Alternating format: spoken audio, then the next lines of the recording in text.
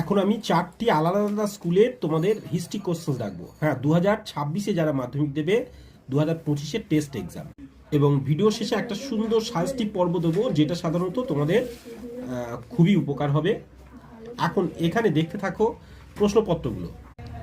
আচ্ছা, উত্তরগুলো কিন্তু এখানে স্টুডেন্টরা তাদের এক্সাম হলে বসে তাদের মতো করেই করেছে।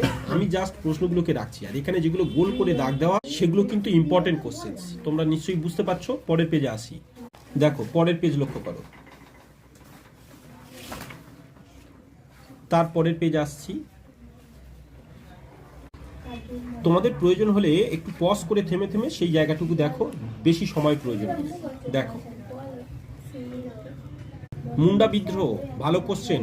কাশ্মীর সমস্যা খুব একটা ইম্পর্টেন্ট নয়, দলিত সমস্যা ইম্পর্টেন্ট। আরও একটা স্কুলের প্রশ্ন, উত্তরগুলো আবার বলেছি, স্টুডেন্টরা করেছে কিন্তু। পরের পেজ দেখি, চলো এখানে লক্ষ্য করো, দেখতে থাকো।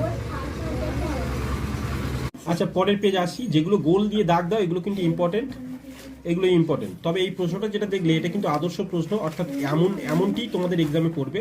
তবে আরেকটা কথা বলে রাখি, ফাইনাল এক্সামে অর্থাৎ 2026-এর যে ফাইনাল এক্সাম দেবে, সেখানে কিন্তু এই যে প্রশ্ন প্যাটার্নগুলো তোমাদের দেখাচ্ছে, এই সবের থেকেও কিন্তু কঠিন আসবে। অর্থাৎ তোমরা কঠিনগুলো চর্চা করো। আর আমি বারবার বলি, এই প্রশ্নগুলো স্ক্রিনশট নিয়ে সব এই টেস্ট এক্সামের 10 দিনের মধ্যেই সব কমপ্লিট করে রাখো সবাই। যেহেতু তারপরে 4-5টি টেস্ট পেপার রিলিজ হবে বিভিন্নভাবে, সেটা আমি চ্যানেলে দেখাবো। সেই রকম বই ফলো করতে পারো সেগুলো নিয়ে।